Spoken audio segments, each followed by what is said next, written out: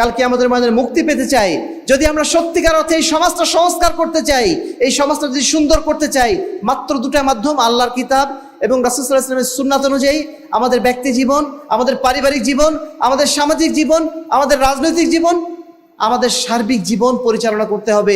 একটাই মাধ্যম, আসুন পবিত্র কোরআন ও সহিহ হাদিসের আলোকে জীবন গড়ি। মুসলিম জাতির মধ্যে আজকে যারা আমরা পথভ্রষ্ট হয়ে যাচ্ছি, আমরা জানি যে আল্লাহর কিতাব এবং রাসূল সাল্লাল্লাহু আলাইহি ওয়াসাল্লামের সুন্নাত এটাই চলার পথ, কিন্তু এরপরেও আমরা নানা রকম যুক্তি মাঝে মধ্যে দাঁড় করানোর চেষ্টা করি। আমাদের ক্লাসের বইতে এটাই লেখা ছিল, আমাদের গ্রামের মুন্সি এটাই বলেছিলেন, আমরা একবারও বলার চেষ্টা করলাম না যে আল্লাহ এবং তার রাসূল কি বলেছেন। হারিয়ে ফেলেছি বলেই এক একজন এক এক মন্ত্রে দীক্ষিত হয়েছি, কেউ রাজনৈতিক মন্ত্রে দীক্ষিত হয়েছি, কেউ ধর্মীয় মন্ত্রে দীক্ষিত হয়েছি, কেউ পীর মাজারের সংস্কৃতিতে যুক্ত হয়ে গেছি। যে ব্যক্তি আমার আনুগত্য করে, আমার দেখানো পথে চলে, আমার দেখানো পথে নিজের ব্যক্তিগত জীবন, নিজের পারিবারিক জীবন, সমাজ জীবন পরিচালনা করে, সেই ব্যক্তি জান্নাতে প্রবেশ করবে। তুমি যে পথে আছে, জাহান্নামের পথে আছো, এখান থেকে জান্নাতের পথে চলে আসো, এই কথাটা বলাটাও আমাদের প্রত্যেকের দায়িত্ব। আপনি আল্লাহর দিকে ডাকছেন, উদ্দেশ্য আপনার পকেট ভারী করা, এই উদ্দেশ্য হলে এই দাওয়াত আপনার দেওয়ার দরকার নেই। আপনি বরং বাড়িতে বসে থাকেন, আপনার ওটাই লাভজনক। আমি সমাজে যে দায়িত্বেই থাকি না কেন, প্রশাসনের যে দায়িত্বেই থাকি না কেন, প্রত্যেকের আমাদের দায়িত্ব রয়েছে, আমাদের অধীনস্থ যারা রয়েছে তাদেরকে ইসলাম অনুযায়ী, ইসলামের সঠিক বিধান অনুযায়ী পরিচালনা করা, এটা আমাদের প্রত্যেকের দায়িত্ব। আহলে হাদিস আন্দোলন বাংলাদেশ, আসুন পবিত্র কুরআন ও সহিহ হাদিসের আলোকে জীবন গড়ি। কুল হাদিহি সাবিলি আদউ ইলাল্লাহ আলা বাসীরাতিন আনা ওয়া মান ইত্তাবা'আনি ওয়া সুবহানাল্লাহি ওয়া মা আনা মিনাল মুশরিকিন। وعن أبي هريرة رضي الله تعالى عنه قال قال رسول الله صلى الله عليه وسلم كل أمتي يدخلون الجنة إلا من أبى قيل من أبى يا رسول الله قال من أطاعني دخل الجنة ومن عصاني فقد أبى رواه البخاري مسلم।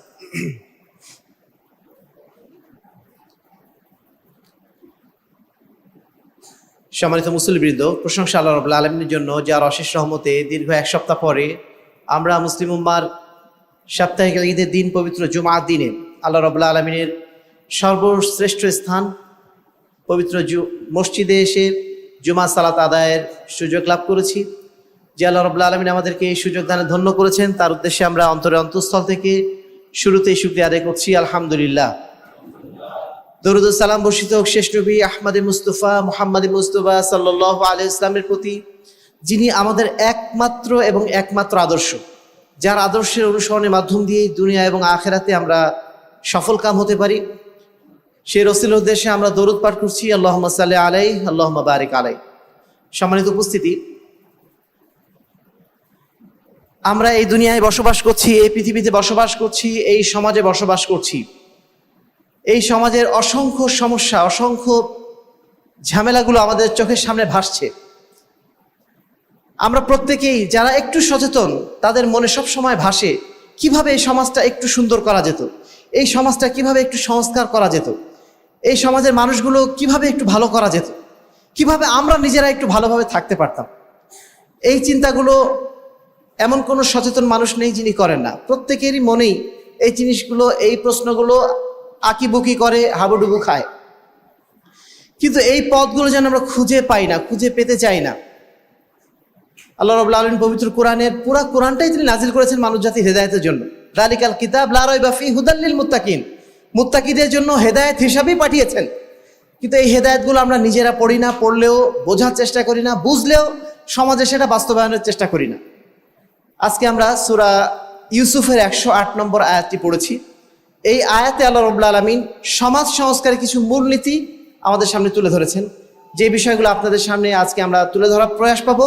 যারা বিশেষ করে আমরা সমাজকে সংস্কার করতে চাই, সমাজটাকে সুন্দর করতে চাই, এই অধঃপতিত সমাজকে পরিবর্তন করে নতুন আলোর সমাজ যারা গড়তে চাই, তাদের জন্য আশা করি এই একটি আয়াতই আমাদের জন্য যথেষ্ট হবে ইনশাআল্লাহ। এই আয়াতে আল্লাহ রাব্বুল আলামিন কি বলছেন? কুল হাদিহি সাবিলি, হে মুহাম্মদ সাল্লাল্লাহু আলাইহি ওয়াসাল্লাম, আপনি মানুষকে বলে দিন, হাদিহি সাবিলি, এটাই হচ্ছে আমার চলার পথ, এই কথাটা আল্লাহ রাব্বুল আলামিন বলছেন তার রাসূলকে, যিনি ছিলেন শুধুমাত্র একজন নবী নন, তিনি শুধু একজন মুসলমানদের নবী নন, এই পৃথিবীর একজন সর্বশ্রেষ্ঠ সমাজ সংস্কারক। যার আগে এত বড় সমাজ সংস্কারক আর কখনো আসেন নাই, যার পরে এত বড় সমাজ সংস্কারক আর কেউ আসবেন না। এই মানুষটাকে আল্লাহ রাব্বুল আলামিন কি বলছেন? কুল হাদি সাবিলি, হে মুহাম্মদ আপনি আগে বলুন মানুষকে, হাদি সাবিলি, এটাই হচ্ছে আমার পথ, এটাই হচ্ছে আমার পথ। কোনটা আমার পথ? আল্লাহ রসুলকে আল্লাহ বলছেন যে তুমি আগে মানুষকে বলে দাও, বুঝিয়ে দাও, এটা হচ্ছে আমার পথ, যেই পথের মাধ্যম দিয়ে আমি সমাজ সংস্কার করব। তাহলে সবার আগে আমাদের জানা প্রয়োজন কোনটা আমাদের পথ, কোনটা হবে, কি মাধ্যম দিয়ে, কিসের মাধ্যম দিয়ে আমরা সমাজটাকে সংস্কার করব। এই সমাজের একদল মানুষ আছেন যারা মনে করেন গণতন্ত্র আসলে সমাজ সংস্কার হয়ে যাবে, আরেকদল মানুষ মনে করেন সমাজতন্ত্র আসলে সমাজ সংস্কার হয়ে যাবে, আরেকদল মানুষ মনে করেন জাতীয়তাবাদী হচ্ছে সমাজ সংস্কারের মূলনীতি, আরেকদল মানুষ মনে করেন যদি আমরা বাউলদের কাছে যাই, কুষ্টিয়া তো বাউলদের শহর, বাউলদের কাছে যাই তাহলে বোধহয় আমাদের সমাজটা সংস্কার হয়ে যাবে। আরেকদল মানুষ মনে করেন যদি পীরের মাজারে যাই তাহলে আমাদের সমাজটা সুন্দর হয়ে যাবে। আরেকদল মানুষ মনে করেন শুধু মসজিদে বসে যদি জিকির আজকার করি তাহলে সমাজটা সংস্কার হয়ে যাবে। আরেকদল মানুষ মনে করেন যে কোনো মূল্যে যদি আমরা ক্ষমতায় যেতে পারি তাহলে আমরা সমাজটাকে সংস্কার করে ফেলবো। কত ধরনের কথা, কত ধরনের মত আমাদের সমাজে প্রচলিত।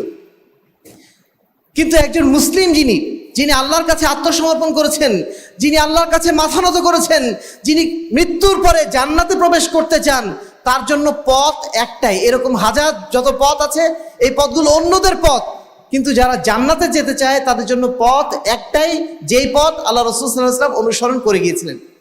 হাদি সাবিলি, হাদি সাবিলি অর্থ কি? আল্লাহ রাসূল সাল্লাল্লাহু আলাইহি ওয়াসাল্লামের যে পথ, সেই পথটাই হচ্ছে সমাজ সংস্কারের একমাত্র পথ। এর বাইরে আর কোনো পথই নেই। এর বাইরে যদি আপনি অনেক ধরনের পথ কল্পনা করেন, সেই পথগুলো অন্যদের পথ হতে পারে, অন্য ধর্মের মানুষদের পথ হতে পারে, কিন্তু মুসলমানদের হতে পারে না। যারা ইসলাম অনুযায়ী নিজের জীবন পরিচালনা করেন, যারা কাল কিয়ামতের ময়দানে আল্লাহর কাছে মুক্তি পেতে চান, তাদের জন্য পথ একটাই। এই পথটাই আল্লাহ রাব্বুল আলামিন পবিত্র কোরআনে বারবার বলছেন আমাদেরকে, ওয়া আন্না হাযা সিরাতি মুস্তাকিমা, এটাই হচ্ছে আমার দেখানো সরল সঠিক পথ। ফাত্তাবিউহু, তোমরা এই পথের অনুসরণ করো। ওয়ালা তাত্তাবিউস সুবুল, এই পথ বাদ দিয়ে বাকি পথগুলোতে তোমরা যেও না। সেটা তোমার কাছে ভালো মনে হতে পারে, কিন্তু সেই পথে তোমরা যেও না। ফাতাফাররাকা বিকুম আন সাবিলি, তাহলে কি হবে? তোমরা আল্লাহর দেখানো পথ থেকে তোমরা দূরে সরে যাবে। যালিকুম ওয়াসাকুম বিহি লাআল্লাকুম তাত্তাকুন, এটাই আল্লাহ রাব্বুল আলামিন তোমাদেরকে বলে দিয়েছেন, ওসিয়ত করেছেন, যাতে তোমরা নিজেদেরকে জাহান্নামের আগুন থেকে বাঁচাতে পারো, কাল কিয়ামতের ময়দানে তোমরা মুক্তি প্রাপ্তদের মধ্যে অন্তর্ভুক্ত হতে পারো। সম্মানিত উপস্থিতি, তাহলে আল্লাহ রসুলের পথটাই হচ্ছে আমাদের পথ। এর বাইরে দ্বিতীয় কোনো পথ এবং মত সেটা কখনোই গ্রহণযোগ্য হতে পারে না। এই জন্য আল্লাহ বলছেন, ওয়াতাসিমু বিহাবলিল্লাহি জামিআ ওয়ালা তাফাররাকু, তোমরা আল্লাহর দেখানো পথকে, আল্লাহ দেওয়া রজ্জুকে তোমরা মজবুতভাবে আঁকড়ে ধরে থাকো, এই পথ থেকে তোমরা দূরে সরে যেও না। আমরা প্রতিদিন আল্লাহর কাছে দোয়া করি, অন্তত 17 বার, যারা 5 ওয়াক্ত সালাত আদায় করি 17 বার আমাদেরকে আল্লাহর কাছে বারবার বলতে হয়, ইহদিনাস সিরাতাল মুস্তাকিম, হে আল্লাহ আপনি আমাদের সরল সঠিক পথ দেখান। কোনটা সেই সরল সঠিক পথ? এই সরল সঠিক পথ হচ্ছে আল্লাহ দেওয়া কুরআন এবং আল্লাহ রাসূল সাল্লাল্লাহু আলাইহি ওয়াসাল্লামের সুন্নাত। তারাকতু ফিকুম আমরাইন লান তাদিল্লু মা তামাসসাকতুম বিহিমা কিতাবাল্লাহ ওয়া সুন্নাত নবিহি। আল্লাহ রাসূল সাল্লাল্লাহু আলাইহি ওয়াসাল্লাম তার মৃত্যুর 80 দিন পূর্বে বিদায় হজের ময়দানে 1,20,000 সাহাবীর সামনে ঘোষণা দিয়ে গিয়েছিলেন, হে মানব সকল, তোমরা জেনে রাখো আমি তোমাদের কাছে 2টা জিনিস রেখে গেলাম। 2টা জিনিস রেখে গেলাম। সেই 2টা জিনিস কি? আল্লাহর কিতাব এবং রাসূল সাল্লাল্লাহু আলাইহি ওয়াসাল্লামের সুন্নাত। এই 2টো জিনিস যদি তোমরা মজবুতভাবে আঁকড়ে ধরে থাকো তাহলে তোমরা কখনোই পথভ্রষ্ট হবে না। সম্মানিত উপস্থিতি, তাহলে আল্লাহ দেওয়া পথ হচ্ছে পবিত্র কোরআন এবং সহিহ হাদিসের পথ।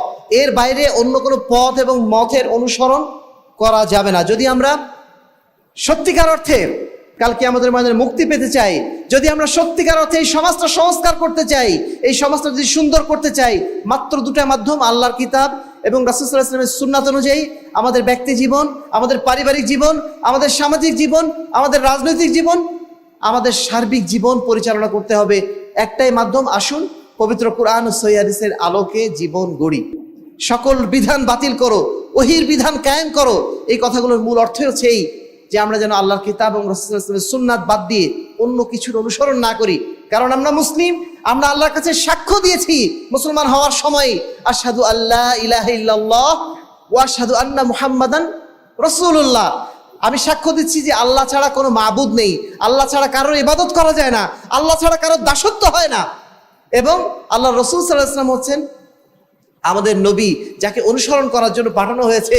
লাকাদ কানা লাকুম ফি রাসূলিল্লাহি উসওয়াতুন হাসানা, তোমাদের জন্য আল্লাহর রাসূলের মধ্যেই রয়েছে উত্তম আদর্শ। তাহলে দাসত্ব হবে শুধুমাত্র আল্লাহর, এবং অনুসরণ হবে শুধুমাত্র আল্লাহর রাসূলের।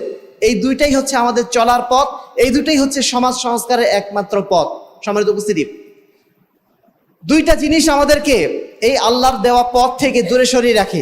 এক নম্বর হচ্ছে যুক্তিবাদ। আমরা কথায় কথায় মানব জাতি, আল্লাহ রাব্বুল আলামিন বলছেন খুলিকাল ইনসান জাদুলা, মানুষকে আল্লাহ রাব্বুল আলামিন সৃষ্টি করেছেন তর্ক প্রিয় করে। এরা শুধু তর্ক করে, প্রত্যেকটা বিষয় তর্ক করতে চায়। অমুক কেন হলো, এটা কেন হলো, এটা সেটা কেন হলো, হাজার রকম কোশ্চিন তারা করতে চায়। তো এই কোশ্চিনের কারণে, এই অবান্তর প্রশ্নের কারণে ইহুদি খ্রিস্টানরা তারা নষ্ট হয়ে গিয়েছিল, তারা পথভ্রষ্ট হয়ে গিয়েছিল।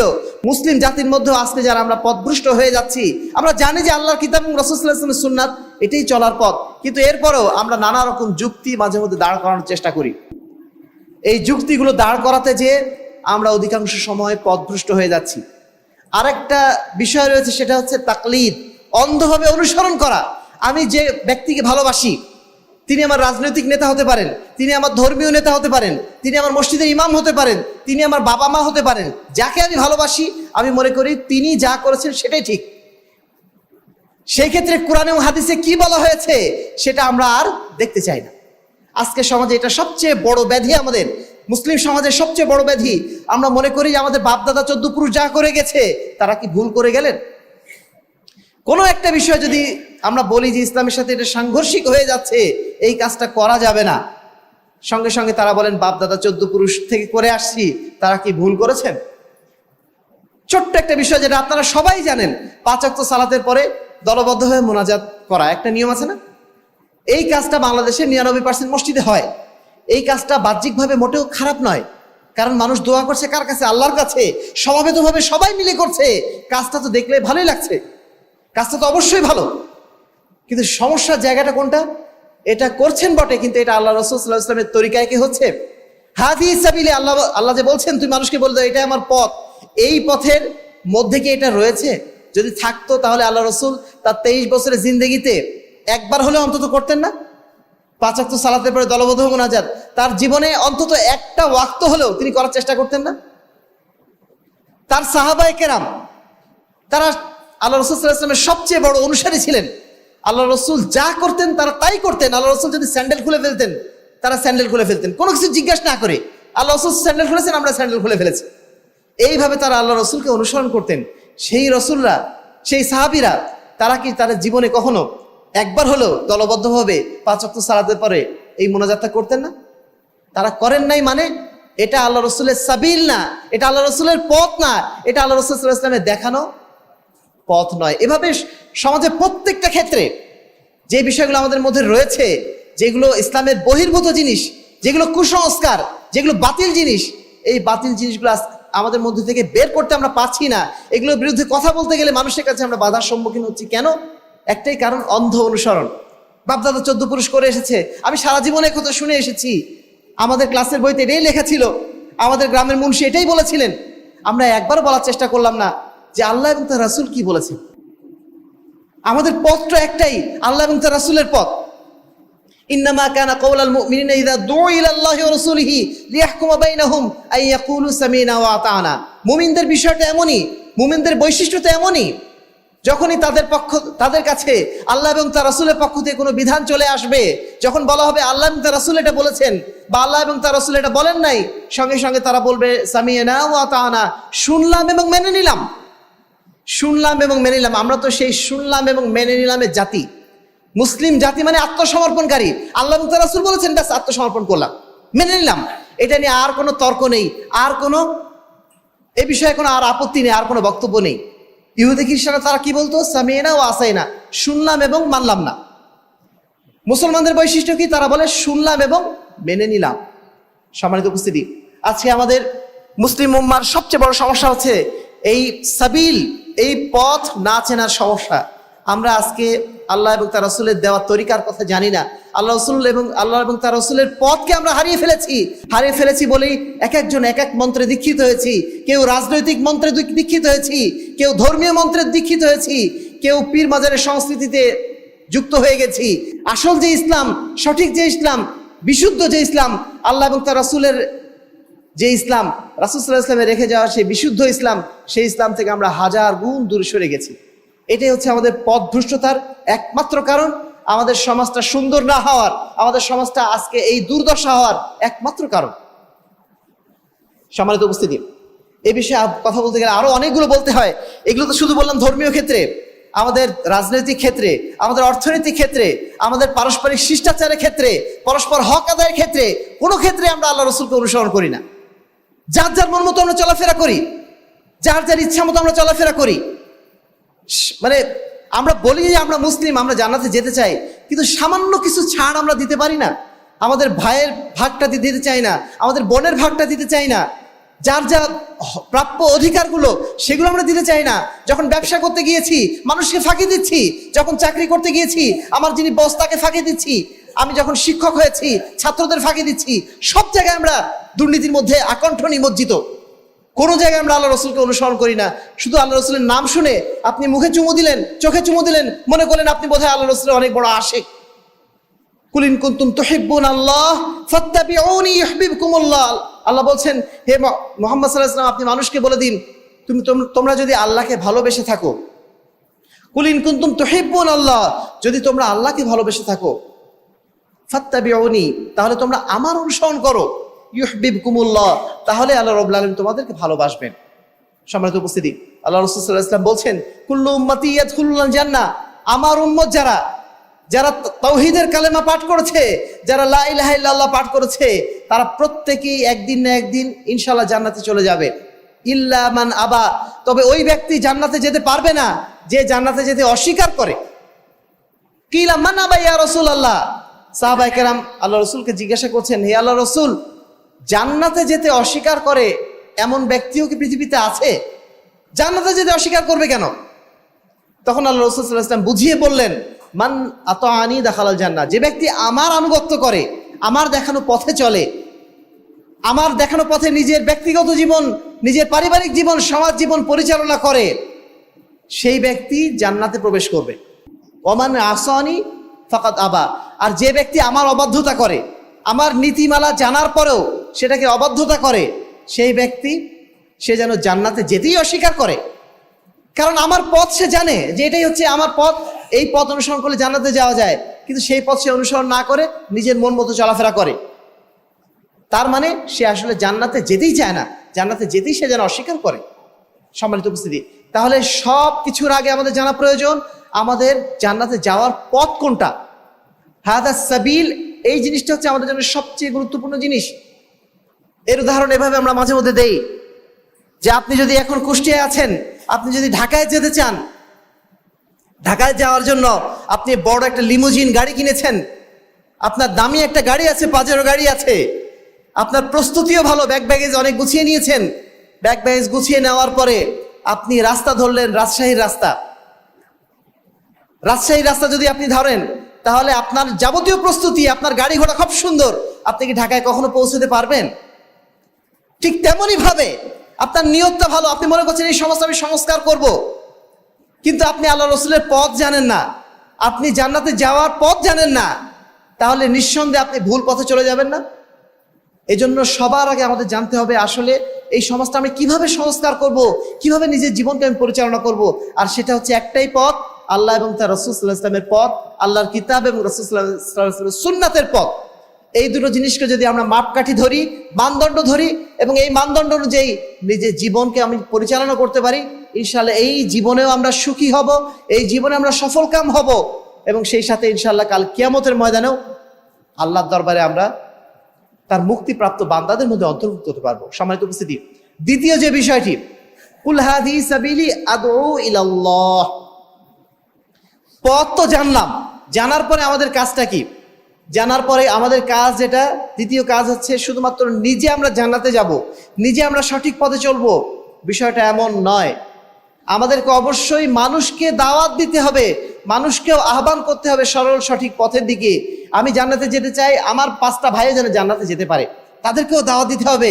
তুমিও ভুল পথে আছো, ভুল পথ থেকে ফিরে আসো। তুমি যে পথে আছে, জাহান্নামের পথে আছো, এখান থেকে জান্নাতের পথে চলে আসো। এই কথাটা বলাটাও আমাদের প্রত্যেকের দায়িত্ব, শুধুমাত্র হুজুরদের দায়িত্ব না, যিনি মসজিদের মেম্বারে আছেন তার দায়িত্ব না, শুধু ইমাম সাহেবের দায়িত্ব না, আমরা সমাজে যে যে স্তরে আছি প্রত্যেকের দায়িত্ব, প্রত্যেকের জায়গা থেকে ভালো কথাটা মানুষের কাছে পৌঁছে দেওয়া। যে মানুষটা ভুল পথে আছে তাকে সঠিক পথে নিয়ে আসার জন্য চেষ্টা করা। হ্যাঁ, অনেকেই আসবে না, আপনার কথাকে তুচ্ছ তাচ্ছিল্য করবে, করুক না, তাতে সমস্যা কি? আপনার দায়িত্ব হচ্ছে মানুষকে ফিরিয়ে আনার চেষ্টা করা। ওমা আলাইনা ইল্লাল বালাগ, আমাদের দায়িত্ব মানুষের কাছে সঠিক জিনিসটা পৌঁছে দেওয়া। সেটা গ্রহণ যদি তারা না করে, ক্ষতিগ্রস্ত হবে তারা, আমরা না। কিন্তু আমার দায়িত্ব আমাকে পালন করতে হবে, এই দায়িত্ব আমাকে পালন করতেই হবে। তবে অবশ্যই মনে রাখতে হবে ইলাল্লাহ, এই দাওয়াতটা হবে মানুষের দিকে না, শুধুমাত্র আল্লাহর দিকে, শুধুমাত্র জান্নাতে নিয়ে যাওয়ার জন্য। আপনি নিজের ব্যক্তি স্বার্থে মানুষকে ডাকবেন, যেটা এখন আমাদের সমাজে এখন হয়ে যাচ্ছে ধর্ম ব্যবসা। ধর্ম ব্যবসা বলে একটা জিনিস আছে না, ধর্মের নামে ব্যবসা। আপনি আল্লাহর দিকে ডাকছেন, উদ্দেশ্য আপনার পকেট ভারী করা। এই উদ্দেশ্য হলে এই দাওয়াত আপনার দেওয়ার দরকার নেই, আপনি বরং বাড়িতে বসে থাকেন, আপনার ওটাই লাভজনক। যদি আপনি দাওয়াত দিতে চান, অবশ্যই দাওয়াত দিতে হবে শুধুমাত্র আল্লাহর জন্য, আল্লাহকে খুশি করার জন্য, আল্লাহকে রাজি খুশি করার জন্য, এবং আল্লাহরই তরিকায় আপনি নিজের মন মতো দাওয়াত দেবেন। এই দাওয়াত চলবে না, দাওয়াত হতে হবে শুধুমাত্র আল্লাহ রাব্বুল আলামিনের দেখানো পদ্ধতিতে, এবং আল্লাহ রাব্বুল আলামিনের দিকেই আপনাকে দাওয়াত দিতে হবে, পবিত্র কোরআন এবং সুন্নাহর দিকেই আপনাকে দাওয়াত দিতে হবে। সম্মানিত উপস্থিতি, এই পথে অনেক বাধা আসবে, বাধা আসবেই। আল্লাহর পথে দাওয়াত দেবেন আর বাধা আসবে না, মানুষ আপনাকে খারাপ কথা বলবে না,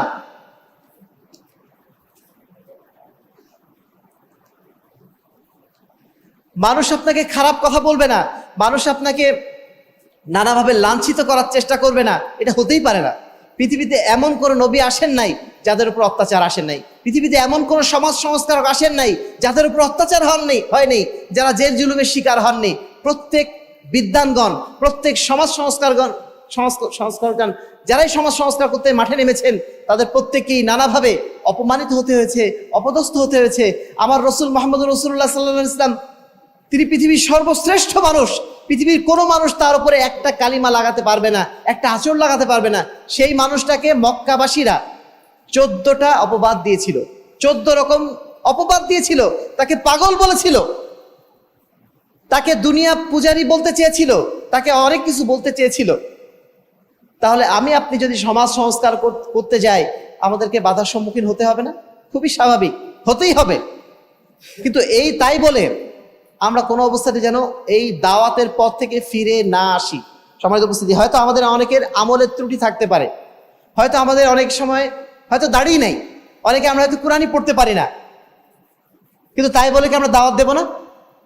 আমাদের চেষ্টা করতে হবে নিজেকে সংশোধন করা। দাওয়াত দেওয়ার মাধ্যম দিয়েই সংশোধনটা হবে। একজন বিদ্বানকে জিজ্ঞাসা করা হয়েছিল যে, আমি তো নিজেই ইসলামের পরিপূর্ণ বিধান সব পালন করতে পারি না, এখন কি আমি মানুষকে দাওয়াত দেব? তিনি এই কথাই বলেছিলেন, তুমি দাওয়াত দিতে থাকো, দাওয়াত দিতে দিতে তুমি নিজেও সংস্কার হয়ে যাবে। আমি নিজে সংস্কার হতে পারছি না, এটা আমার জন্য ব্যর্থতা। তবে অবশ্যই সমাজ সংস্কারে যখন দাওয়াত আমি দেব, যখন মানুষকে ভালো পথে আনার চেষ্টা করব, তখন আমার মধ্যেও নিঃসন্দেহে ওই ভালো জিনিসটা পৌঁছাবে একসময় ইনশাআল্লাহ। যদি আমি মুনাফিক হই তাহলে আলাদা হিসাব। মুনাফিক তিনি তো নিজের পকেট ভারী করার জন্য মানুষকে দাওয়াত দেন, সেটা আলাদা হিসাব। কিন্তু আপনি যদি প্রকৃত অর্থে অন্তর থেকে মানুষকে দাওয়াত দেন, যদি আপনার মধ্যে কিছু ত্রুটিও থাকে, তবুও আপনি দাওয়াত দিয়ে যান, ইনশাআল্লাহ ওই দাওয়াতের আসর মানুষের উপর যদি পড়ে, আপনার উপরে ইনশাআল্লাহ কিছু না কিছু পড়বে। এই জন্য অবশ্যই দাওয়াত দেওয়া থেকে আমরা যেন কখনোই দূরে না থাকি। আল্লাহ বলছেন, ওয়ালতাকুম মিনকুম উম্মাতুন ইয়াদউনা ইলাল খায়র, তোমাদের মধ্যে একটা দল থাকা চাই মানুষের মধ্যে, ইয়াদউনা ইলাল খায়র, যারা মানুষকে কল্যাণের দিকে আহ্বান জানাবে, ভালো কাজের দিকে আহ্বান জানাবে। সেই ভালো কাজটা কি? ইয়ামুরুনা বিল মারুফ, তারা মানুষকে সৎ কাজের আদেশ দেবে, এবং ওয়ায়ানহাউনা আনিল মুনকার, অসৎ কাজ থেকে নিষেধ করবে। এটাই হচ্ছে মানুষের সফলতার রাস্তা, এটাই হচ্ছে মুক্তির রাস্তা, এটাই হচ্ছে সমাজ সংস্কারের রাস্তা। সম্মানিত উপস্থিতি, যেটা আগে বলেছিলাম, আপনি নিজে শুধু পথটা চিনলেন, নিজে শুধু সরল সঠিক পথ চিনলেন, মানুষকে চেনালেন না, এর নাম ইসলাম নয়।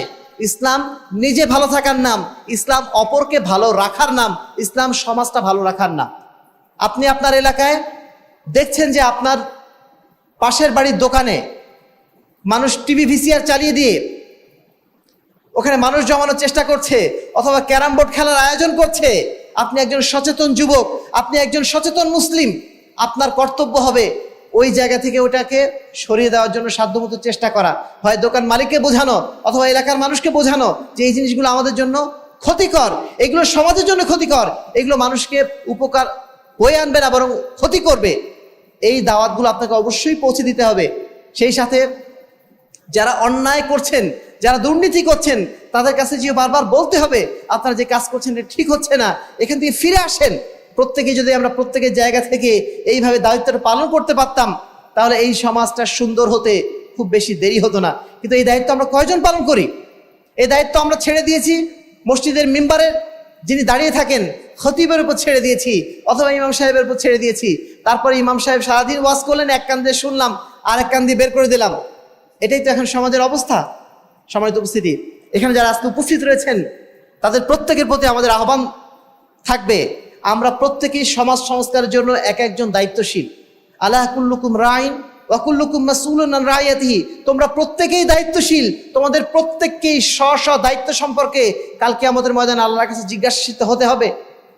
আমি যদি সমাজটা সংস্কার করতে না পারি, অন্ততপক্ষে আমি তো আমার পরিবারের দায়িত্বশীল। আমি এবং আমার সন্তান, আমার স্ত্রী, এরা আমার অধীনে। ওরা পর্দা করছে কিনা, ওরা সালাত আদায় করছে কিনা, ওরা ইসলাম অনুযায়ী জীবন পরিচালনা করছে কিনা, এটা দেখার দায়িত্ব আপনার। আপনার সন্তান ব্যাংকে চাকরি পেয়েছে, এটা আপনার জন্য খুব খুশির খবর হয়ে যাচ্ছে কেন? আপনি তো তাকে বলবেন, সন্তানকে এইভাবে গড়ে তুলবেন যে জানবে যে না, সুদ হচ্ছে হারাম, কোনো অবস্থাতেই আমার কোনো সুদি ব্যাংকে চাকরি নেওয়া যাবে না। আপনি তো আপনার সন্তানকে এইভাবে গড়ে তুলবেন যে জানবে 1 টাকা ঘুষ দিয়ে হলেও আমি চাকরি নেব না, প্রয়োজনে আমি চকলেট বেচে খাবো। এই সন্তান আপনি গড়ে তোলেন। এই সমাজটা যদি সংস্কার করতে হয়, সবার আগে নিজের পরিবার সংস্কার করেন। নিজের ব্যক্তি জীবন তো আছেই, তারপর নিজের পরিবারটা সংস্কার করেন।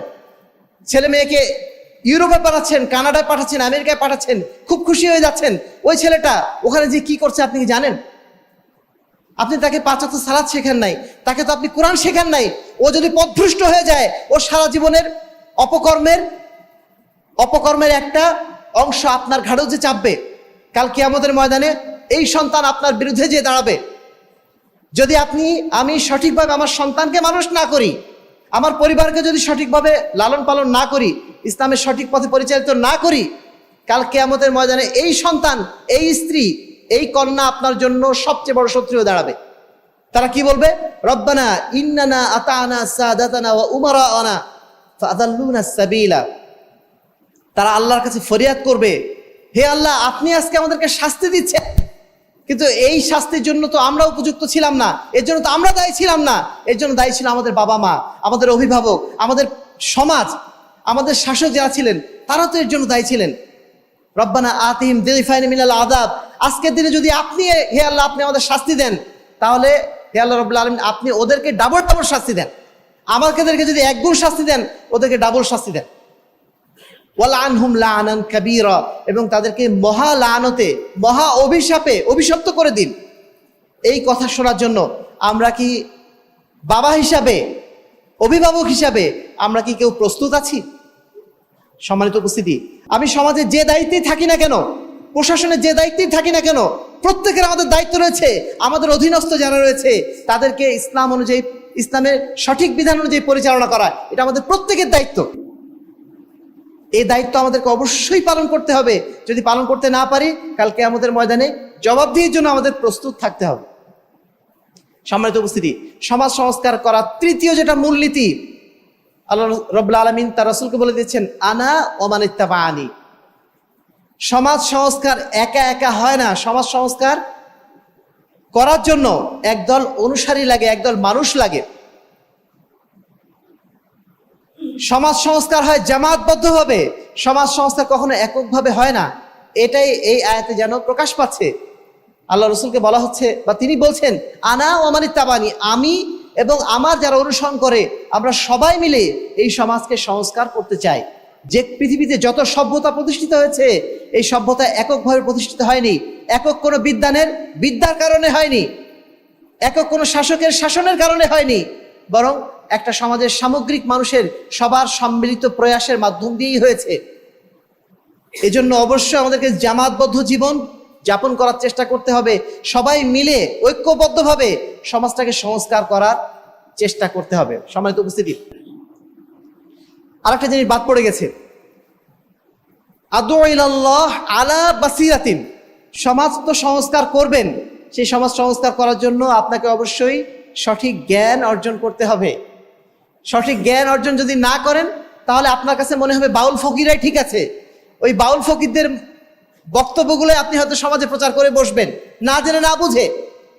অথবা ইসলামের নামে এমন কিছু বিধ্বংসী মতবাদ রয়েছে, সেই মতবাদগুলো আপনি প্রচার করে বসবেন। এজন্য অবশ্যই সমাজ সংস্কার যেটা আপনি বলছেন মানুষকে, সেটা বলার আগে আপনাকে জানতে হবে এটা সঠিক কিনা। সঠিক জিনিসটা জেনে মানুষের কাছে প্রচার করতে হবে, এটা অত্যন্ত জরুরি একটা বিষয়। আল্লাহ রাব্বুল আলামিন পবিত্র কোরআনে বলছেন আলা বাসিরাতিন।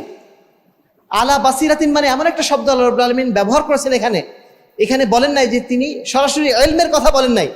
কারণ জ্ঞান বললে জ্ঞানের মধ্যে অনেক কিছু চলে আসে। জ্ঞান মানে ডাকাতির জ্ঞানও আছে, জ্ঞান মানে সুদ কষার জ্ঞানও আছে, জ্ঞান মানে ঘুষ খাওয়ার জ্ঞানও আছে। এই জ্ঞানগুলো না, জ্ঞান কি আলা বাসিরাতিন, যেই জ্ঞান সত্য এবং মিথ্যার মধ্যে পার্থক্য করে দেয়, ন্যায় এবং অন্যায়ের মধ্যে পার্থক্য করে দেয়, ওইটার নামই হচ্ছে আসল জ্ঞান।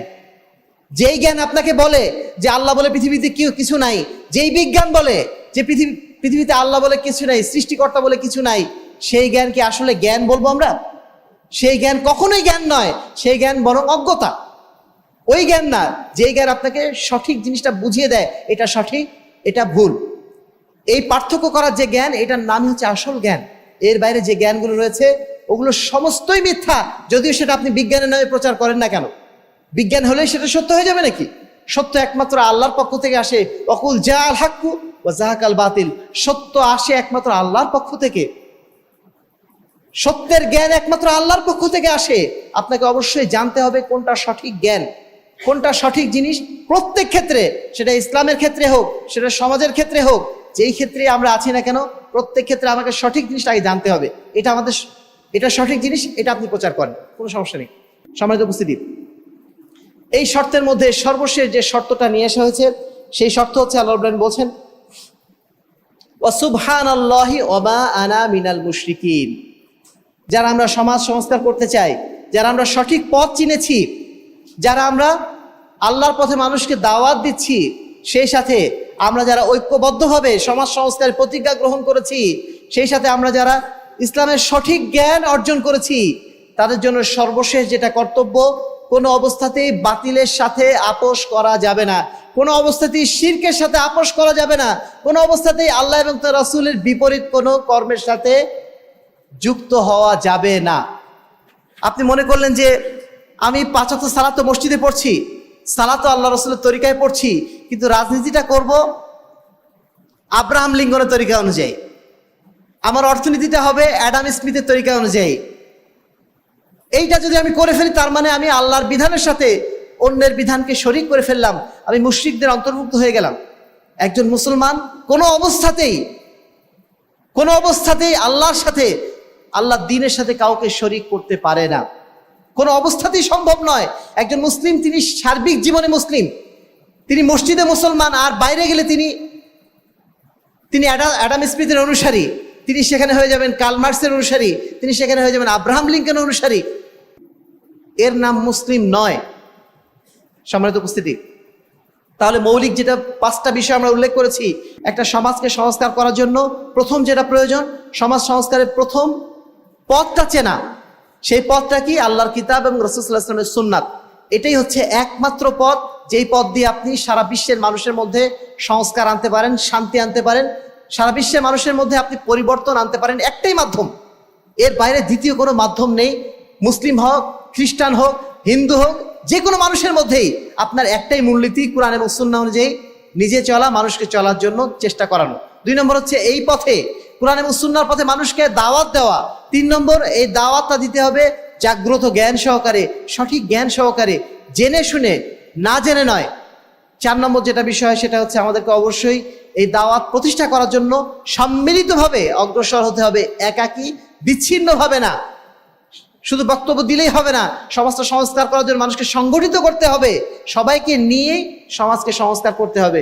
সর্বশেষ, ওমা আনা মিনাল মুশরিকিন, কোনো অবস্থাতেই শিরকের সাথে আপোষ করা যাবে না, কোনো অবস্থাতেই না। আপনি রাজনৈতিক নেতা হয়েছেন, মনে করছেন এখন আমার ওই দুর্গাপূজা যে উদ্বোধন না করলে হবে না। কেন? দুর্গাপূজা উদ্বোধন করার দায়িত্ব আপনাকে দেওয়া হয়নি, ওই শিরকের কারখানা আপনাকে উদ্বোধন করার দায়িত্ব দেওয়া হয়নি। যদি আপনি ওখানে যান এবং এই বিশ্বাস করেন যে না, ওদেরটাও ঠিক আছে, আমারটাও ঠিক আছে, এই চিন্তা যদি আপনার মাথায় থাকে, তার মানে আপনি আপনার দিনও বোঝেন না, আপনি কিছুই বোঝেন না, আপনি মুশরিকদের মধ্যে অন্তর্ভুক্ত হয়ে বসে আছেন। ওমা ইয়াবতাগি গায়রাল ইসলাম দীনান ফালা ইউকবালা মিনহু, আল্লাহ বলছেন, যে ব্যক্তি ইসলাম বাদ দিয়ে অন্য কোনো ধর্মের মাধ্যম দিয়ে মুক্তি কামনা করবে, সে কখনোই মুক্তি পাবে না। মুক্তির একটাই রাস্তা ইসলাম, অন্যরা যেটা মানছে মানুক। ইসলাম কখনো মুসলমানরা বা মুসলিম দেশে অমুসলিমরা বসবাস করতে পারে, তারা তাদের ধর্ম পালন করছে, করুক, কিন্তু সেইটা বাস্তবায়ন করা, সেটাকে ভালো মনে করা বা সেইটাকে মনে করা যে না সেটাও মুক্তির একটা পথ, এই চিন্তা যদি কারো মাথায় থাকে, নিঃসন্দেহে তিনি মুশরিকদের অন্তর্ভুক্ত। আমাদের দেশে অনেক সময় অনেক রাজনৈতিক নেতাদেরকে আমরা দেখি, তারা ভুল ক্রমে না জেনে না বুঝে অনেক সময় বলে ফেলেন, দুর্গাপূজার মৌসুম আসলে তারা তাদের সুরে সুর মিলিয়ে বলেন যে মা দুর্গা পৃথিবীতে এসেছে শান্তি আনার জন্য। মা দুর্গা পৃথিবীতে শান্তি আনতে পারেন? মা দুর্গা কি শান্তি আনার মালিক? আমরা মুসলিম, এই বিশ্বাসকে আমরা কখনো করি? তারা আমাদের মুখ দিয়ে এই কথা কেন বের হলো? তারা তাদের ধর্ম পালন করছে, করুক, কিন্তু আমি আপনি রাজনৈতিক নেতা, আমি আপনি প্রশাসনিক নেতা, আমার দায়িত্ব তাদের নিরাপত্তা নিশ্চিত করা, ঠিক আছে। এর বাইরে তাদের ধর্মের প্রশংসা করা বা তাদের যে ভুল নীতিগুলো রয়েছে সেগুলোর পক্ষে আপনি কথা বললেন, তার মানে আপনি আপনার নিজের ধর্ম বোঝেন না, আদর্শও বোঝেন না, আপনার সাবিল বোঝেন না, আপনার তারিখ বোঝেন না, কিছুই বোঝেন না। আপনি অটোমেটিক্যালি ওই মুশরিকদের মধ্যে অন্তর্ভুক্ত হয়ে বসে আছেন। অত্যন্ত সাবধান, একজন মুসলিম হওয়াটা এটা এত সহজ কাজ না। আপনি কাল কিয়ামতের ময়দানে আল্লাহর কাছে জান্নাতীদের মধ্যে অন্তর্ভুক্ত হবেন, এই কাজটা এত সহজ কাজ না, যেটাকে আমরা এখন নানা বাড়ির কাজ মনে করে নিয়েছি। লা ইলাহা ইল্লাল্লাহ বললে আমি মুসলিম নিজেকে মনে করে নিয়েছি। এত সহজ নয়, ইমানকে বাঁচানো অত্যন্ত কঠিন কাজ। ইমানকে ধরে রাখতে গেলে অবশ্যই ইমানকে শিরক মুক্ত রাখতে হবে। এই শিরক মুক্ত রাখার কাজ থেকে আজকে আমরা অধিকাংশই আমরা গাফেল। শিরকের বিরুদ্ধে কোনো আওয়াজই আমরা শুনি না সমাজে। মসজিদগুলোতে শিরকের বিরুদ্ধে আওয়াজ নেই। সমাজে যখন ওয়াজ মাহফিলগুলো হচ্ছে সেখানে আমরা শিরকের বিরুদ্ধে কোনো কথা শুনতে পাই না। সম্মানিত উপস্থিতি, শিরকে সবচেয়ে বেশি আমাদের ঘৃণা করতে হবে। শিরক থেকে আমাদের সবচেয়ে বেশি নিরাপদে থাকার চেষ্টা করতে হবে। কোনো অবস্থাতেই যেন আমাদের বিশ্বাসের মধ্যে শিরকের অনুপ্রবেশ না ঘটে। আল্লাহ বলছেন, ইন্নাহু মান ইউশরিক বিল্লাহ ফাকাদ হারামাল্লাহু আলাইহিল জান্নাহ, নিশ্চয়ই যদি কোনো ব্যক্তি শিরক করে মারা যায় আল্লাহ রাব্বুল আলামিন তার জন্য জান্নাতকে হারাম করে দেবেন। লাইন আশরাকতা লা ইয়াহবাতান্না আমালুক, হে আল্লাহর রাসূল, আপনিও যদি আল্লাহর সাথে কাউকে শিরক করে বসেন তাহলে আপনার সমস্ত আমলনামা সব ধ্বংস হয়ে যাবে। এজন্য আমি আপনি যে অবস্থানে থাকি না কেন, শিরকের বিষয়ে আমাদেরকে অত্যন্ত সতর্ক থাকতে হবে। আমাদের আমলনামা যদি কিছু কমও হয় হোক, কিন্তু কোনো অবস্থাতে ইমানের মধ্যে যেন শিরক প্রবেশ না করে। আমাদের অন্তরে, আমাদের বিশ্বাসে, আমাদের কাজে কর্মে আল্লাহ ছাড়া অন্য কারোর যেন অবস্থান না থাকে। একমাত্র আল্লাহরই দাসত্ব করি। ইয়াকা না'বুদু ওয়া ইয়াকা নাস্তাঈন, আমরা এমন জাতি যারা শুধুমাত্র আল্লাহরই দাসত্ব করি, যারা আল্লাহরই কাছে মাথা নত করি, আর কারো কাছে মাথা নত করি না। ওয়া ইয়াকা নাস্তাঈন, শুধু আল্লাহর কাছেই আমরা সাহায্য চাই। পৃথিবীর কোনো মানুষের কাছে, পৃথিবীর কোনো শক্তির কাছে আমরা সাহায্য চাই না, সাহায্য চাই একমাত্র আল্লাহর কাছে। এই তো ঈমান, এই তো তাওহীদ। এই তাওহীদের বলেই, এই ঈমানের বলে আমরা কালকে আমাদের ময়দানে আল্লাহর কাছে মুক্তি পেতে পারি, নচেত নয়। সম্মানিত উপস্থিতি, আল্লাহ রাব্বুল আলামিন, আমরা আজকে যে দুনিয়াতে ঈমানের যে মেহনত করছি, এই যে সমাজ সংস্কারের কথাগুলো আমরা বলছি, এর উদ্দেশ্য একটাই, কাল কিয়ামতের ময়দানে আল্লাহ রাব্বুল আলামিন যেন দয়া করে আমাদেরকে জান্নাতটা দিয়ে, কারণ ওটাই আমাদের সবচেয়ে প্রার্থিত জিনিস। দুনিয়াতে আমরা আছি অত্যন্ত সংক্ষিপ্ত সময়ের জন্য, এবং এতই সংক্ষিপ্ত, কালকে আমাদের ময়দানে যখন আল্লাহ রাব্বুল আলামিন আমাদেরকে জিজ্ঞাসা করবেন, হে বান্দা, তুমি দুনিয়াতে কতদিন ছিলা? আমরা দুনিয়াতে কেউ 70 বছর পার করে গিয়েছি, কেউ 80 বছর পার করে গিয়েছি, কেউ 100 বছর পার করে গিয়েছি। আল্লাহর কাছে কি বলবো? আল্লাহর কাছে বলবো লাবিসনা ইয়াওমান আও বা'দা ইয়াওম, হে আল্লাহ, আমি দুনিয়াতে মাত্র একদিন ছিলাম, অথবা একদিনের অর্ধেক ছিলাম, অথচ দুনিয়াতে 100 বছর পার করে আসছে। আল্লাহর কাছে বলবে কি, একদিন ছিলাম। তার মানে দুনিয়াটা আখিরাতের তুলনায় কতটা সামান্য। আমরা নিজেরাই যারা এখন বসে আছি, আমরা নিজেরা যদি চিন্তা করি, আমরা 50 বছর আগে ধরেন জন্মগ্রহণ করেছি, 60 বছর আগে জন্মগ্রহণ করেছি, একটু চিন্তা করে দেখুন, কিছুদিন আগে আমরা স্কুল কলেজে পড়াশোনা করতাম, কিছুদিন আগে আমরা মাঠে খেলাধুলা করে বেড়াতাম। কিভাবে দিনগুলো চলে গেল, কিভাবে 50 বছর 60 বছর চলে গেছে আমরা জানতেই পারলাম না।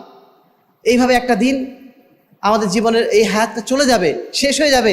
সেদিন আল্লাহর দরবারে আমরা উপস্থিত হব এবং এই কথা বলবো, আল্লাহ মাত্র একদিন ছিলাম।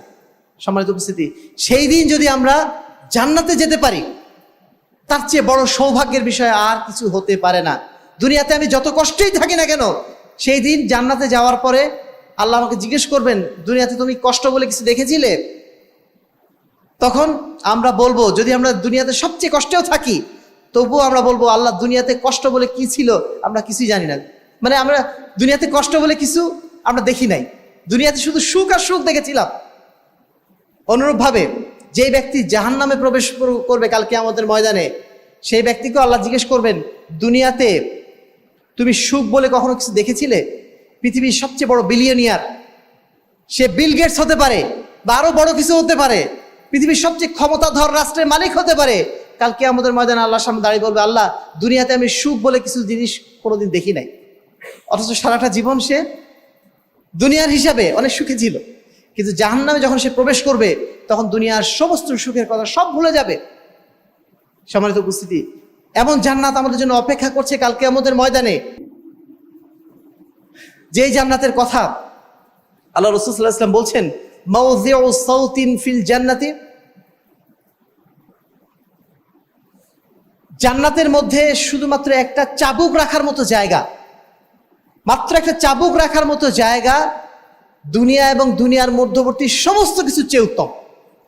দুনিয়াতে আপনি 1 কাঠা জমির জন্য মারামারি করেন, 5 কাঠা জমির জন্য মারামারি করেন,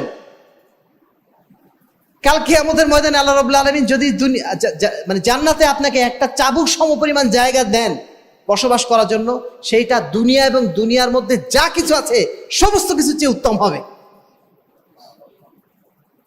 সর্বশেষ যে ব্যক্তি জান্নাতে প্রবেশ করবে,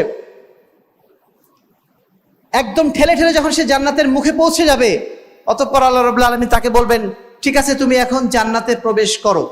সর্বশেষ জান্নাতে ঢুকছে, জাহান্নাম থেকে বের হয়ে জান্নাতে ঢুকছে, সেই লোকটাকে আল্লাহ রাব্বুল আলামিন বলবেন, তুমি শেষ পর্যন্ত যখন জান্নাতে প্রবেশই করলে, তোমার জন্য এই পৃথিবীর সমপরিমাণ একটা জান্নাত দেওয়া হলো, সমস্ত পৃথিবীর সমপরিমাণ একটা জান্নাত দেওয়া হলো। সে আল্লাহকে বলবে, হে আল্লাহ রাব্বুল আলামিন, আপনি কি আমার সাথে মজা করছেন? আমার মতো একজন পাপিষ্ঠ ব্যক্তি এতদিন জাহান্নাম থেকে বেরিয়ে এসে জান্নাতে কেবল প্রবেশ করছি, আপনি আমাকে 1 পৃথিবী সমান জান্নাত দিয়ে দিলেন। আল্লাহ রাব্বুল আলামিন, লাকা আশরু আমসালিহা, তোমার জন্য শুধু 1 পৃথিবী না, তোমার জন্য 10 পৃথিবী সমান জান্নাত দিয়ে দেওয়া হল। এত বড় জান্নাতের অধিকারী আল্লাহ রাব্বুল আলামিন এমনি এমনি করবেন না?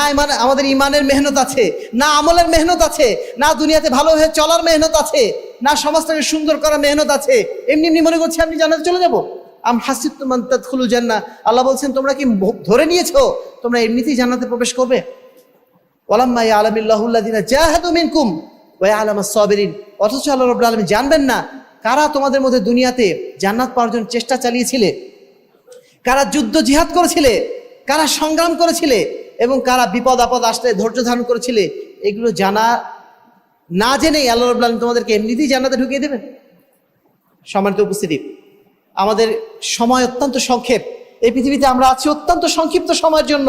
যেই সংক্ষিপ্ত সময়টাতে আমরা রয়েছি, এই সংক্ষিপ্ত সময়ের জন্য আমাদেরকে সাধ্যমতো চেষ্টা করতে হবে কিভাবে আমরা জান্নাতে যাব, কিভাবে আমরা আল্লাহর কাছে মুক্তি পাবো, সেই মেহনত করা, সেটাই হচ্ছে আমাদের জন্য একমাত্র কর্তব্য।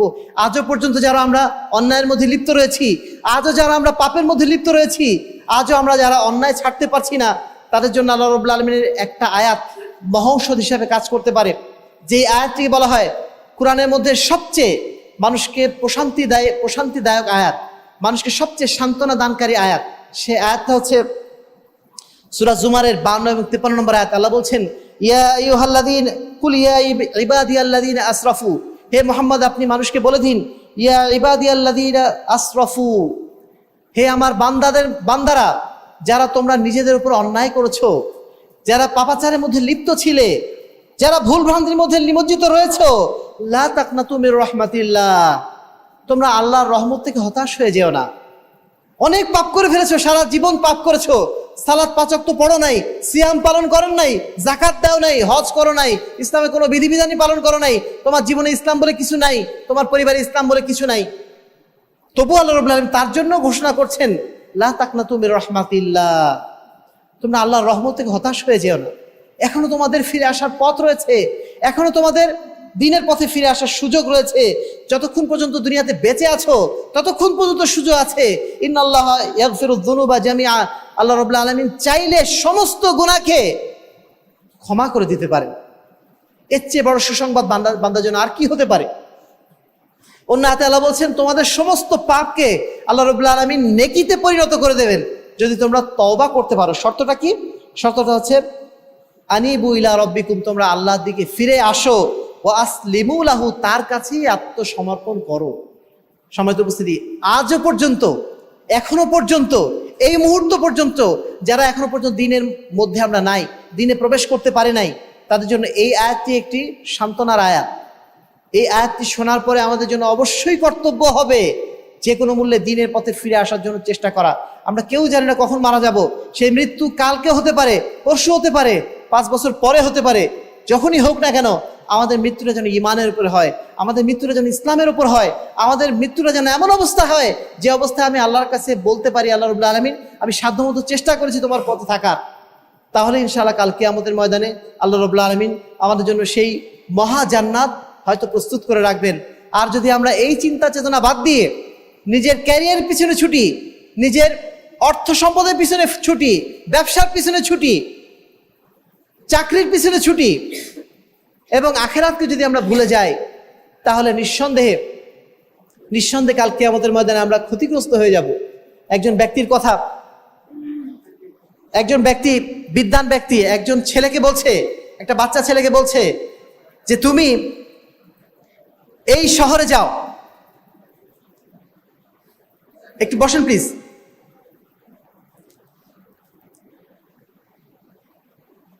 একটা গল্পে ভাবে বলা হয়েছে, একজন বিদ্বান একজন শিশুকে, একজন বাচ্চা ছেলেকে বলছে, তুমি এই শহরটা ঘুরে আসো, এই শহরটা ঘুরে আসো, শহরটা খুবই সুন্দর শহর ছিল। বললো যে তুমি এই শহরটা ঘুরে আসো। এটা বলার পরে বললো, তুমি তোমার হাতে একটা চামচ থাকবে, ওই চামচের মধ্যে কিছু তেল থাকবে, ওই তেলটা যেন না পড়ে। তারপরে ওই বাচ্চাটা পুরাটা শহর ঘুরে আসলো। তারপরে সে ওই বিদ্বানের কাছে আবার ফিরে আসলো। তারপর দেখা গেল সেই তেলটা একটু পড়ে নাই। তখন সেই বিদ্বান ব্যক্তিটা ওই ছেলেটাকে জিজ্ঞাসা করলো, তুমি যে শহর যে ঘুরে আসলে, শহরে ঘোরার সময় কিভাবে ঘুরেছিলে? সে বলছে যে আমি ঘুরেছিলাম, প্রতিটা মুহূর্তে সতর্ক ছিলাম যেন এই তেলটা যেন আমার চামচ থেকে পড়ে না যায়। তখন তিনি জিজ্ঞেস করলেন, তুমি এই শহরের সৌন্দর্যগুলো দেখো নাই? এখানে এত পাহাড় পর্বত, এত নদী নালা, এগুলো কি দেখো নাই? সে বলছে, না, ওগুলো আমি দেখার সুযোগ পাইনি, কারণ দেখতে গেলে তো আমার এই চামচ থেকে তেলটা পড়ে যাবে। আপনি যে আমাকে বলেছিলেন তেলটা যে কোনো মূল্যে ফেলা যাবে না, এই জন্য আমি কোনো দিকে তাকাই নাই। আমি সব দিক ছেড়ে আবার আপনার কাছে ফিরে এসেছি যেন তেলটা সঠিকভাবে আমি ধরে রাখতে পারি, কোনো দিকে আমি তাকাই নাই। তখন ওই ব্যক্তি বলল যে ঠিক আছে, এবার তোমাকে আরেকটা দায়িত্ব দিচ্ছি, তুমি এবার ওই তেল নিয়ে যাবা, আর তোমার কাজ হবে তুমি শহরটা ঘুরে ঘুরে দেখবা। তারপরে কি হলো, সেই ছেলেটা সেই তেলের পাত্রটা নিয়ে সারা শহর ঘুরে আসলো। আসার পর দেখা গেল তার সেই চামচে অথবা তার বাটিতে আর তেলটা নাই। তখন সেই বিদ্বান জিজ্ঞেস করলো, কি ব্যাপার, আগের বার তুমি যখন আসলে তখন তোমার বাটিতে তেল ছিল, কিন্তু এইবার যখন আসলে আর নাই কেন? সে বলল, আমি পুরাটা শহর দেখতে দেখতে এই তেলের কথা ভুলেই গিয়েছিলাম। এখানে আসার পরে মনে হলো যে তেলটা আমার হাতে ছিল। শহর দেখতে দেখতে শহরের সৌন্দর্যে এমনভাবে মজে গিয়েছিলাম যে আমার আর তেলটা সংরক্ষণ করার কথা মনে ছিল না। এটার উদাহরণ হচ্ছে দুনিয়ার উদাহরণ। দুনিয়াতে আমরা এসেছি, দুনিয়াতে সামান্য কিছু সময়ের জন্য আল্লাহ রাব্বুল আলামিন কিছু দায়িত্ব দিয়ে আমাদের পাঠিয়েছেন, কিন্তু আমরা দুনিয়ার মোহে, দুনিয়ার সৌন্দর্য দেখতে দেখতে, দুনিয়ার ক্যারিয়ার পিছনে ছুটতে ছুটতে, দুনিয়ার ব্যবসার পিছনে ছুটতে ছুটতে আমাদের আসল কাজটা আমরা ভুলে বসে আছি। কখন মনে আসছে? যখন মৃত্যুর সময় হয়ে যাচ্ছে, ওই সময় মনে আসছে আর কোনো কাজ হবে না। সম্মানিত উপস্থিতি, দুনিয়া যেন আমাদেরকে ভুলিয়ে না দেয়, দুনিয়া যেন আমাদেরকে ভুলিয়ে না দেয়, দুনিয়া যেন আমাদেরকে জান্নাত থেকে ভুলিয়ে না দেয়। আজকের খুতবার মৌলিক বিষয়বস্তু এটাই যে আমরা যেন এই সমাজকে সংস্কার করার জন্য প্রত্যেকে যেন সাধ্যমতো উদ্যোগ গ্রহণ করি এবং সমাজ সংস্কারের 5টা মূলনীতি, যেটা আজকে আমরা উল্লেখ করেছি সূরা ইউসুফের 108 নম্বর আয়াতে উল্লেখিত, এই 5টা মূলনীতি যেন আমরা মনে রাখার চেষ্টা করি এবং আমাদের জীবনকে, আমাদের সমাজকে এইভাবে যেন গড়ে তোলার চেষ্টা করি।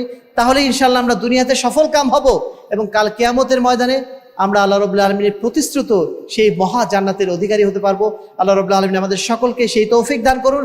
আল্লাহ রাব্বুল আলামিন আমাদের সকলকে ঈমানের উপরে, ইসলামের উপরে জীবনের শেষ দিন পর্যন্ত টিকে থাকার তৌফিক দান করুন। আল্লাহ রাব্বুল আলামিন আমাদের সকলকে যে স্থানে আছি না কেন সেই স্থান থেকে এই সমাজটাকে সুন্দর করার জন্য, পবিত্র কোরআন এবং সহিহ হাদিস অনুযায়ী পরিচালনা করার জন্য, আল্লাহ রাব্বুল আলামিনের বিধান অনুযায়ী পরিচালনা করার জন্য সাধ্যমতো চেষ্টা করার তৌফিক দান করুন। আল্লাহুম্মা আমিন। ওয়া আখির দাওয়ানা আলহামদুলিল্লাহি রাব্বিল আলামিন।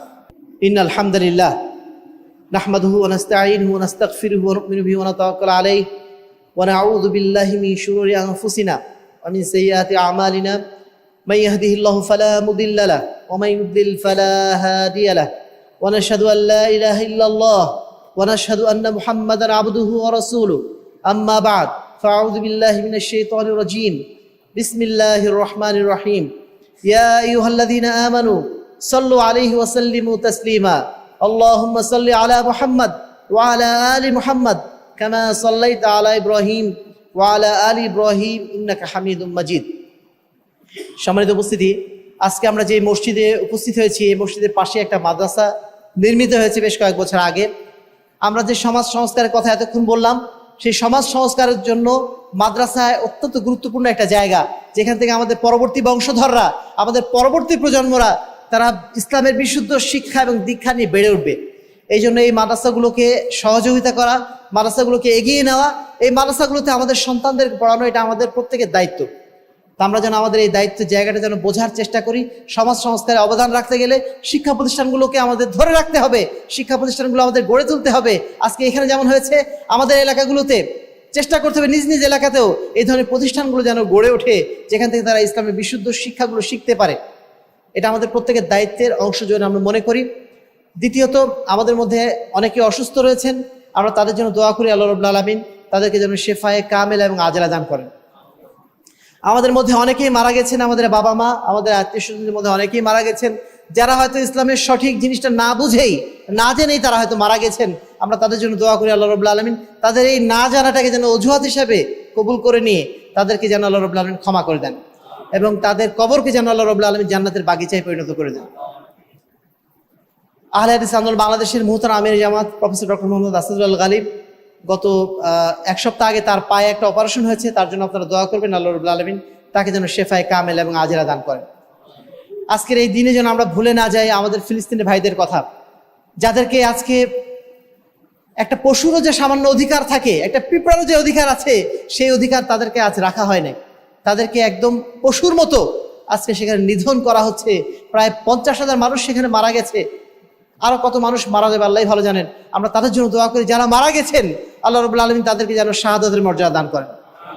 যারা এখনো বেঁচে আছেন আল্লাহ রাব্বুল আলামিন তাদেরকে যেন আল্লাহ রাব্বুল আলামিন শান্তি এবং নিরাপত্তা যেন দান করেন। এবং সেই সাথে তাদেরকে যারা আজকে এই অত্যাচারের মধ্যে নিমজ্জিত করেছে, তাদেরকে যেন আল্লাহ রাব্বুল আলামিন দুনিয়া এবং আখিরাতে সর্বত্র যেন আল্লাহ রাব্বুল আলামিন চূড়ান্তভাবে যেন তাদেরকে লাঞ্ছিত করেন। তাআদিলু ইবাদাল্লাহ রাহিমাকুমুল্লাহ ইন্নাল্লাহা ইয়া'মুরুকুম বিল আদলি ওয়াল ইহসান ওয়া ইতা'i যিল কুরবা ওয়া ইয়ানহা আনিল ফাহশাই ওয়াল মুনকারি ওয়াল বাগি ইয়া'iযুকুম লা'আল্লাকুম তাযাক্কারুন উযকুরুল্লাহ ইয়াযকুরুকুম ওয়াদউহু ইস্তাজিব লাকুম ওয়া লাযিকরুল্লাহি তাআলা আ'লা ওয়া আজাল্লু ওয়া আতাম্মু ওয়া আকবার। আকিমিস সালাহ।